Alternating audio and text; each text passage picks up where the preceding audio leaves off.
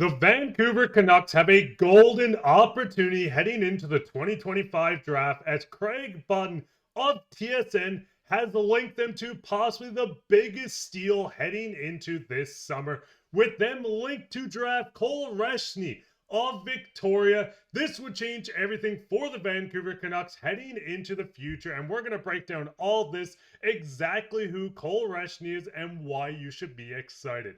But before we get into that, if you're enjoying this Canucks content and you want to stay up to date on everything to do with Canucks prospects, trade rumors, and everything in between, make sure to go down and hit that subscribe button. 64.8% of you guys watching this aren't subscribed yet. It's completely free. It helps us out, and in return, we'll keep you up to date. But with that, Griffin, we got to hop straight into the first topic today, where we did see a report coming out from Craig Button of TSN breaking down his mock draft for the top 16 picks in the NHL draft, with the draft lottery being set. We know, sadly, the Vancouver Canucks did not move up from pick 15, but with this, we can break down where they're projected to draft. Now with this, Cole Reschny at number 15 is from Victoria, WHL, and is looking like an absolute steal. I mean, looking at Scott Wheeler going into it, he says, meet Cole Reschny, the hottest prospect in 2025. He stirs the drink. Now, just throwing it to you, Griffin, he's been dominant in the WHL. 92 points in 62 games, 66 assists. What is your thoughts on the Canucks being linked to what could be the absolute steal of the draft? The two-way player that they exactly need in this scenario. I know that everyone's been talking about the JT Miller thing, and now they have a chance to find a player who can fill in that gap, not right away, but in a few seasons as a two-way player who can get those 80, 90 points, and not just by scoring goals and not just by harboring assists, by doing both of them and being a great line mate for these guys that need an extra jolt of offense and opportunity. We've seen that happen over and over with the Canucks throughout the last season, where we had a lot of goal scorers that had career years, but when you look at those against other teams, those are maybe like top 5, top 6, top 7 numbers for most teams when you look at our top goal scorers this season, mainly because we didn't score a lot of goals in a lot of games. And even the games that we won weren't a lot of high scoring games. So with that, Vancouver needs a jolt of some sorts. And again, if it's not right away, and a few seasons or so, it will be the case if this kid is able to make that jump. And with that, I think he can go on some lines with some guys that maybe aren't the strongest of goal scorers or maybe aren't the strongest of players, and he can help elevate those guys to making sure they can get those opportunities to score goals. You put him on a line with someone like Teddy Bluger, or not necessarily Teddy Bluger, sorry, he's a center, but Drew O'Connor, you put him in there with some other guys, Kiefer Sherwood and Dakota Joshua as well, where we saw Dak have kind of a down year, got going here and there with some spurts, but you put him on there with a line mate who knows how to give him greater opportunities while also scoring as well to take some pressure and tension off of him. That's something that I think the Canucks can really utilize moving forward for the future. And I mean, listen, at center, 5'11", he's worked on so much. The big thing is he's improved his defense, one of the best faceoff guys in the WHL this year. And I mean, just taking some quotes from his coach with Victoria. He said, I will say this, I don't know if a player in our league had a better second half than him. And I know there's not a lot of players that I can think of who played better in the playoffs. He put this team on his back, and his playmaking complete were elite. This is a kid that feels like a jack of all trades. He's worked on his defense tremendously throughout this season. We do know he needs to work on his transition game, but overall, he feels like one of the most complete guys, minus the top guys in Misa and Schaefer. And these guys coming through seems like an absolute steal if the Canucks can snag him down here. Now, I mean, listen, Craig Button goes in to project him going there, who's coming off a strong WHL season. The 18-year-old had 26 points, 92 points in 62 games, 117 points in 73 combined playoff and regular season.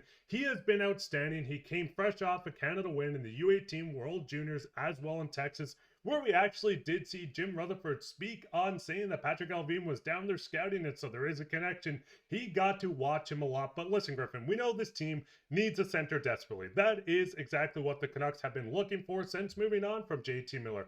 Filip Hronek did look good, went down with an injury, and we didn't see the full potential with him yet. But what is your thoughts on just the Canucks maybe going out and listen, you want to draft the best player available. If there's a top defenseman, if Schaefer drops, yes, take him at number 15. But do you like the idea of the Canucks going out prioritizing a center in this draft? Absolutely, because we know that that's a point of weakness that they want to emphasize. And when you look at our game stats throughout the course of the season, faceoff circle post JT Miller trade was not very good. And it dipped even more so once Petey got hurt because he was really starting to turn it on in the faceoff circle once he started finding his game a bit more. And he kind of got back to winning more faceoffs than not and being very elite in the faceoff before that unfortunate injury that ended his season.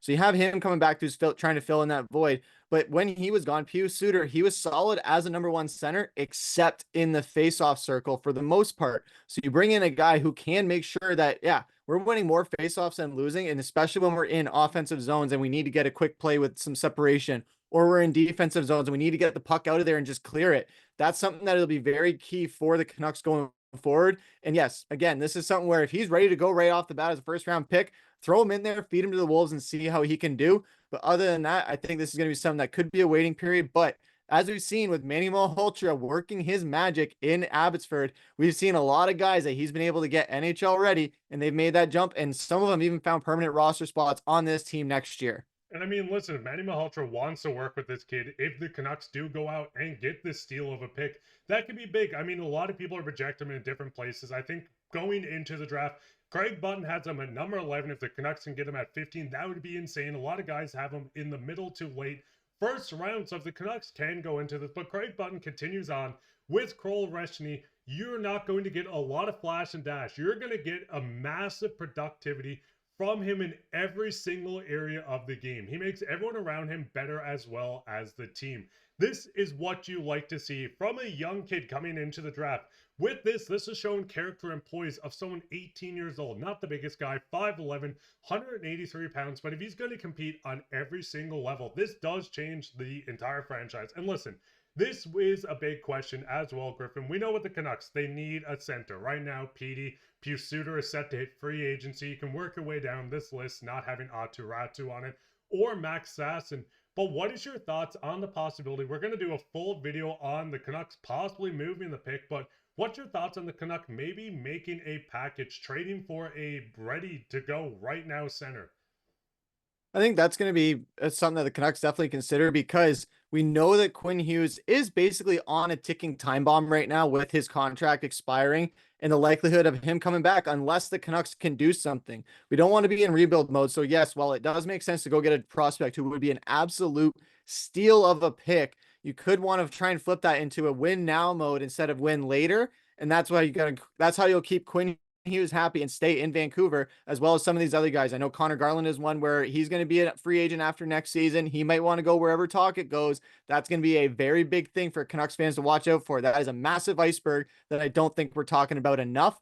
And I think the other thing too is like Quinn Hughes, where you have some other guys, PD as well. If the Canucks continue to falter and go into a rebuild mode, it's just going to add more and more pressure and more noise on PD to perform when he might not have the pieces around him to do so. So if you can go out and get a guy who's ready at center, get some pressure relief off of him, and just make sure that it can contribute to this whole team as a collective instead of just trying to build for one piece for the future. I think that's something where Patrik Allvin and Jim are going to be looking at it going, maybe let's consider it. And I mean, Canucks fans, what's your thoughts on this? Would you like to go out and get Cole in this draft? Would this be a pick that you'd like to package together to get a ready-to-go second center to come right in and make an immediate impact? Go ahead and leave a comment down below on your thoughts on Reschny going into this and what's your thoughts on possibly moving this pick plus a prospect maybe to get a center. Let us know down below while you're down there. Leave a like, subscribe, share this with your friends. We're back with another episode, and it's going to be a crazy offseason, so you're not going to want to miss it. But I've been your host, Mark, with my co-host, Griffin, and take care.